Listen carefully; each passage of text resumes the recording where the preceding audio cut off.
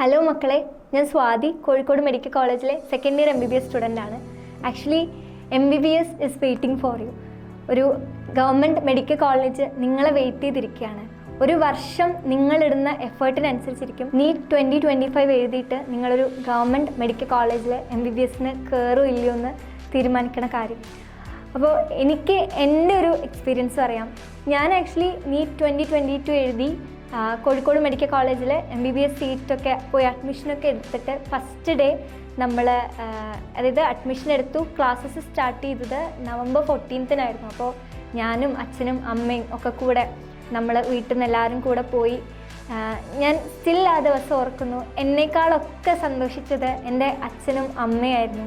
അവരുടെ മുഖത്തുണ്ടായിരുന്ന ആ ഒരു സന്തോഷം എന്ന് പറയുന്നത് എനിക്ക് ആക്ച്വലി പ്രൈസ്ലെസ് ആയിരുന്നു. കാരണം ഞാൻ ഒരു വർഷം ഇരുന്ന് കഷ്ടപ്പെട്ടതിൻ്റെ റിസൾട്ട് അറ്റ് ലാസ്റ്റ് നമ്മൾ ആ ഒരു അത്ര കാലം ആഗ്രഹിച്ച ആ ഒരു മൊമെൻറ്റിൽ ജീവിക്കുന്ന ആ ഒരു ഫീലില്ലേ, ആക്ച്വലി അത് പ്രൈസ്ലെസ് തന്നെയാണ്. നിങ്ങളിപ്പോൾ പലർക്കും തോന്നുന്നുണ്ടാവും, ഇപ്പോൾ നീറ്റ് 2025 വേണ്ടിയിട്ട് പ്രിപ്പയർ ചെയ്യാൻ സ്റ്റാർട്ട് ചെയ്തപ്പം, എസ്പെഷ്യലി റിപ്പീറ്റേഴ്സൊക്കെ പ്രിപ്പറേഷൻ സ്റ്റാർട്ട് ചെയ്ത് തുടങ്ങുന്ന ആ ഒരു കുറച്ച് ദിവസങ്ങളിൽ ഇനീഷ്യൽ ഡേയ്സ് അത് ഭയങ്കര ഡിഫിക്കൽട്ട് ടൈമായിരിക്കും. For me also. ഞാൻ റിപ്പീറ്റ് ചെയ്യാൻ വേണ്ടിയിട്ട് സ്റ്റാർട്ട് ചെയ്ത കുറച്ച് ദിവസങ്ങൾ എന്ന് പറയുന്നത് ഞാൻ ഓൺലൈനായിട്ടായിരുന്നു ആദ്യം തുടങ്ങിയത്. പിന്നെ ഒരു 3 മാസം ഓൺലൈനിൽ നിന്ന് എനിക്ക് പറ്റുന്നില്ല തോന്നിയപ്പോൾ ഞാൻ ഓഫ്ലൈനിലോട്ട് മാറുമായിരുന്നു ചെയ്തത്. അപ്പോൾ ഓൺലൈനിൽ ഞാൻ ക്ലാസ്സസൊക്കെ കാണാൻ തുടങ്ങിയപ്പം ആദ്യമൊക്കെ കുറച്ച് നന്നായിട്ട് ശ്രദ്ധിച്ചു. പിന്നെ ഉഴപ്പാനൊക്കെ തുടങ്ങി. മാർക്സ് ഒന്നും കിട്ടാണ്ടായപ്പം ഭയങ്കര, അതായത് ആദ്യമൊക്കെ മാർക്സ് കിട്ടി, പിന്നെ ഉഴപ്പാൻ തുടങ്ങിയപ്പം മാർക്സ് ഒന്നും കിട്ടാണ്ടായി. ഭയങ്കര ഒരു ടെൻഷനാവാൻ തുടങ്ങി. ലൈക്ക് എനിക്കിത് കിട്ടുമോ, അല്ലെങ്കിൽ കിട്ടിയേ മതിയുള്ളൂ, പക്ഷേ എനിക്ക് മാർക്ക് എത്ര പഠിച്ചിട്ടങ്ങ് കയറാൻ പറ്റണില്ല. അപ്പോൾ ഭയങ്കര ഒരു ഡിഫിക്കൽട്ട് സ്റ്റേജിലൂടെ ആദ്യത്തെ ഇനീഷ്യൽ കുറച്ച് ദിവസങ്ങളിൽ, ആദ്യത്തെ ഒരു 3 മാസത്തിൽ ഞാൻ പാസ് ചെയ്ത് പോയിട്ടുണ്ട്. അപ്പോൾ നിങ്ങൾ പലരും, ഈ വീഡിയോ കാണുന്ന പലർക്കും ആ ഒരു ഫേസിൽ ഇങ്ങനെ തോന്നുന്നുണ്ടാവും. ഇനി അങ്ങനെ തോന്നുന്നില്ലെങ്കിൽ നല്ല കാര്യം, നിങ്ങൾ ഇപ്പോഴേ നല്ല രീതിക്ക് പഠിച്ചു പോകുന്നുണ്ടെങ്കിൽ I M so happy for you. If നിങ്ങൾക്കിപ്പോൾ ഭയങ്കര സ്ട്രഗിൾസ് തോന്നുന്നുണ്ടെങ്കിൽ ഒരിക്കലും ഇപ്പോഴേ നിങ്ങൾ ഗിവ് അപ്പ് ചെയ്യരുത്. എന്നെക്കൊണ്ട് ഇത് പറ്റില്ല, അല്ലെങ്കിൽ ഈ സ്ട്രെസ്സും സ്ട്രഗിൾസൊന്നും എനിക്ക് താങ്ങാൻ പറ്റുന്നതിൽ അപ്പുറമാണ്, പറ്റില്ല എന്ന് പറഞ്ഞ് നിർത്തി പോകരുത് എന്ന് പറയാൻ വേണ്ടിയിട്ടാണ് ഈ വീഡിയോ ചെയ്യണത്. ആക്ച്വലി നിങ്ങൾ നീറ്റ് ക്രാക്ക് ചെയ്തിട്ടുള്ള ഇപ്പം ഒരു ഗവൺമെൻറ് മെഡിക്കൽ കോളേജിൽ MBBSന് പഠിക്കുന്ന ഏതൊരു MBBS സ്റ്റുഡൻറ്റിൻ്റെ അടുത്തും അല്ലെങ്കിൽ ഏതൊരു ഡോക്ടറെ അടുത്തും ചോദിച്ചാൽ നിങ്ങൾക്ക് മനസ്സിലാവും, ലൈക്ക് അത്രയും സ്ട്രെസ്സായിട്ട് അല്ലെങ്കിൽ അത്രയും സ്ട്രഗിൾ ചെയ്തിട്ട് കിട്ടില്ല എന്ന് തോന്നിയിട്ട് നിർത്തി പോകാമെന്ന് തോന്നുന്ന ഒരു മൊമെൻറ്റ് എല്ലാവരുടെയും മനസ്സിലുണ്ടാവും.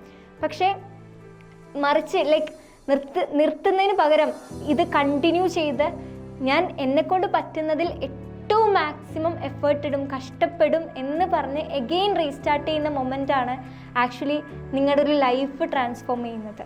ഇപ്പം ഞാൻ എൻ്റെ കോഴിക്കോട് മെഡിക്കൽ കോളേജിലെ അനുഭവങ്ങൾ പറയുകയാണെങ്കിൽ ഒരുപാട് അനുഭവങ്ങളുണ്ട്. ആക്ച്വലി നേരത്തെ ഒരു ലൈവ് നടത്തിയ സമയത്ത് ഏതൊരു കുട്ടി ചോദിച്ചായിരുന്നു കോഴിക്കോട് മെഡിക്കൽ കോളേജിനെ പറ്റി പറയാൻ പറ്റുമോ.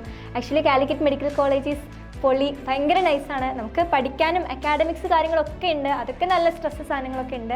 അതൊക്കെ മാറ്റി വെച്ചാൽ എന്താ നമ്മുടെ അവിടുത്തെ ഒരു ലൈഫ് എന്ന് പറയുന്നത് ഒരു സാധാരണ ആർട്സ് കോളേജിലൊന്നും പഠിക്കുന്ന കുട്ടിക്ക് ഒരിക്കലും എക്സ്പീരിയൻസ് ചെയ്യാൻ പറ്റാത്തൊരു കാര്യം തന്നെയാണ്. കാരണം അത്രയും ആൾക്കാർ കോമ്പീറ്റ് ചെയ്തുകൊണ്ടിരിക്കുന്ന ഒരു അത്രയും പ്രഷ്യസ് ആയിട്ടുള്ള ഒരു കോഴ്സാണ് ഒരു ഗവൺമെൻറ് MBBS സീറ്റ് എന്ന് പറഞ്ഞിട്ട്. ആ സീറ്റിൽ നിങ്ങൾ കയറുന്ന സമയത്ത് ഇത് ദ ഹോൾ സൊസൈറ്റി നിങ്ങൾക്ക് തരുന്നൊരു വിലയുണ്ട്. അത് MBBSന് പഠിക്കണ ഒരാൾക്ക് മനസ്സിലാവുള്ളൂ. ഇപ്പോൾ നമ്മൾ ബസ്സിൽ അല്ലെങ്കിൽ ട്രെയിനിലൊക്കെ ഇങ്ങനെ ട്രാവൽ ചെയ്യുക, അപ്പോൾ അപ്പുറത്തിരിക്കുന്ന ആൾ നമ്മളുടെ അടുത്ത് ചോദിക്കുക, മോൾ എന്താ പഠിക്കണത്, അപ്പോൾ MBBS പഠിക്കുന്നതെന്ന് പറയുന്ന സമയത്ത് ഞാൻ ശ്രദ്ധിച്ചിട്ടുണ്ട് പലരുടെ ആ ഒരു അത്രയും നേരം നമ്മളെ കണ്ട ആ ഒരു വേ മാറി ഒരു റെസ്പെക്റ്റോടെ ഇങ്ങനെ നോക്കി. ഏത് കോളേജിലാന്ന് പറയുമ്പം കോഴിക്കോട് മെഡിക്കൽ കോളേജിലാന്ന് പറയുമ്പം അതിലും അതായത് അവരുടെ ആ ഒരു നമ്മളുടെ അടുത്തുള്ള ആ ഒരു അപ്രോച്ച് മാറുന്ന രീതിക്ക് പലപ്പോഴും തോന്നിയിട്ടുണ്ട്. അതായത് നമ്മുടെ ഒരു ഹോൾ സൊസൈറ്റിക്ക് MBBS അല്ലെങ്കിൽ ഡോക്ടർ എന്ന് പറയുന്ന അത് എല്ലാവരും എന്നല്ല, പക്ഷെ ഒരു ഭൂരിഭാഗം ആൾക്കാർക്കും ഈ ഒരു പ്രൊഫഷൻ എന്ന് പറയുന്നത് ഭയങ്കര ഒരു ഡിവൈൻ പ്രഷ്യസ് ആയിട്ടുള്ളൊരു പ്രൊഫഷൻ തന്നെയാണ്. അപ്പം അത് നിങ്ങൾ MBBSന് കയറുമ്പോൾ മനസ്സിലാവും നിങ്ങൾക്ക് നിങ്ങളുടെ സൊസൈറ്റി എത്രത്തോളം റെസ്പെക്റ്റ് തരുന്നുണ്ട്. ഞാനിപ്പോൾ നാട്ടിൽ പോകുന്ന സമയത്ത് ഞാൻ ഡോക്ടറൊന്നും ആയിട്ടില്ല, still second year MBBS student, പക്ഷേ ഡോക്ടറെ കുട്ടി ഡോക്ടറെ എന്നൊക്കെ വിളിക്കും. അപ്പോൾ ഭയങ്കര നമുക്കൊരു സന്തോഷം തോന്നാനുണ്ട്. പിന്നെ ഫസ്റ്റ് ഇയർ കയറിയാൽ തന്നെ നമ്മുടെ വൈറ്റ് കോട്ട് സെറിമണി ആദ്യമായിട്ട് നമ്മുടെ ടീച്ചർ, നമ്മുടെ പ്രൊഫസർ നമുക്ക് വൈറ്റ് കോട്ട് ഇട്ട് തരും. പിന്നെ നമ്മൾ അത്രയും കാലം ആഗ്രഹിച്ച് മനസ്സിൽ സൂക്ഷിച്ച് വെച്ച സ്റ്റെതസ്കോപ്പ് നമുക്ക് ആരെങ്കിലും ഗിഫ്റ്റ് തരിക അല്ലെങ്കിൽ നമ്മുടെ പാരൻസ് വാങ്ങിത്തരികയൊക്കെ ചെയ്യും. പിന്നെ അനാറ്റമി ഡിസെക്ഷൻ ഹോളിലൊക്കെ ആദ്യമായിട്ട് കയറിയിട്ട് കടാവറിനെ കാണുന്ന ആ മൊമെൻറ്റൊക്കെ പിന്നെ നിങ്ങൾ പല സീരീസിലൊക്കെ കണ്ട കാര്യങ്ങളൊക്കെ, അതായത് MBBS റിലേറ്റഡ് നിങ്ങൾ സീരീസിലൊക്കെ കണ്ട, എനിക്ക് തോന്നുന്നു ഫിൽറ്റർ കോപ്പിയിലൊക്കെ ഉണ്ടായിരുന്നു, അങ്ങനെ കണ്ട കാര്യങ്ങളൊക്കെ നിങ്ങളുടെ ലൈഫിൽ ഹാപ്പൻ ചെയ്യാൻ പോവുകയാണ്. ആക്ച്വലി നമ്മുടെ മെഡിക്കൽ കോളേജിലൊക്കെ നടക്കുന്ന പരിപാടികൾ എന്നൊക്കെ പറഞ്ഞാൽ ഭയങ്കര ഗ്രാൻഡായിരിക്കും. ഇപ്പോൾ കഴിഞ്ഞ ദിവസം നമുക്ക് പ്രീ കോൺവോ ഉണ്ടായിരുന്നു. കോൺവോ എന്ന് വെച്ചാൽ കോൺവൊക്കേഷൻ, അതായത് ഞാൻ 66th ബാച്ചാണ്, 62nd ബാച്ചിൻ്റെ ഗ്രാജുവേഷൻ, അതിനെയാണ് കോൺവൊക്കേഷൻ എന്ന് പറയുന്നത്. നിങ്ങൾ കണ്ടിട്ടില്ലേ തൊപ്പിയൊക്കെ ഇങ്ങനെ വലിച്ചെറിയണം. അപ്പം അവരുടെ കോൺവൊക്കേഷൻ ജൂലൈയിലായിരിക്കും. ഇപ്പോൾ ജൂലൈയിൽ കോൺവൊക്കേഷൻ വരുന്നതിന് ഒരു ചെറിയ ഒരു പ്രീ കോൺവോ എന്നുള്ള രീതിക്ക് കോൺവൊക്കേഷന് മുന്നായിട്ട് നമ്മളൊരു കുഞ്ഞു പരിപാടി നടത്തിയിട്ട് നമ്മുടെ ഗ്രാജുവേഷൻ്റെ ലോഗോ ലോഞ്ചും, അതുപോലെ തന്നെ അഞ്ജു ജോസഫ് എന്ന് പറഞ്ഞിട്ടൊരു, നിങ്ങൾക്ക് അറിയായിരിക്കും അഞ്ജു ജോസഫ് എന്ന് പറഞ്ഞിട്ടുള്ളൊരു സിംഗർ വന്നിട്ട് 30യുടെ ബാൻഡൊക്കെ പാടിയിരുന്നു കഴിഞ്ഞ ദിവസം. പിന്നെ ഒരു DJ പാർട്ടി പോലെയൊക്കെ ഉണ്ടായിരുന്നു.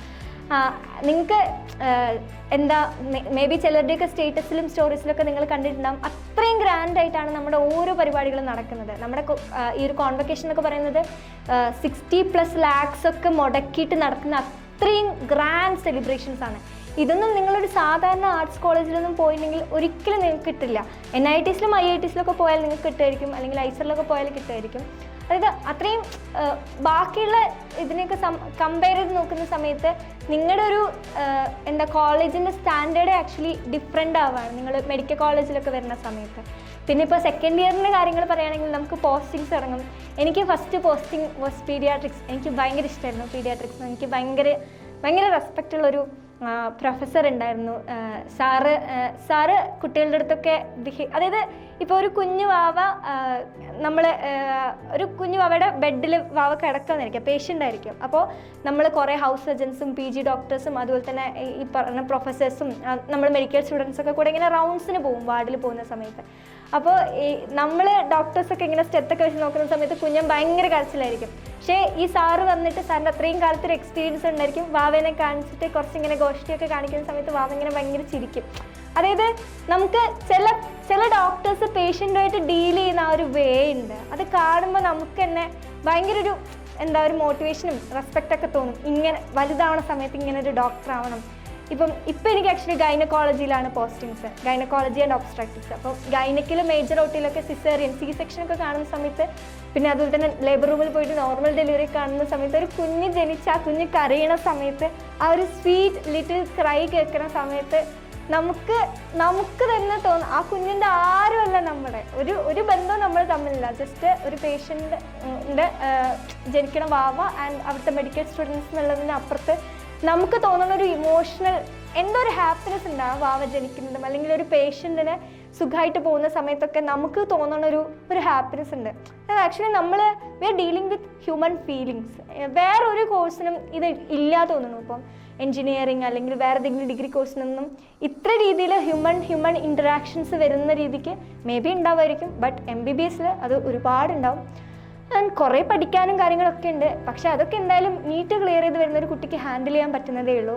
അപ്പോൾ എപ്പോഴൊക്കെ നിങ്ങൾക്ക് പറ്റണില്ല, നിർത്തി പോകാമെന്ന് തോന്നുമ്പോഴും ഞാൻ ഈ പറഞ്ഞ കാര്യങ്ങളൊക്കെ ഒന്ന് ആലോചിച്ച് നോക്കുക. MBBS is waiting for A load of experiences, A load of fun.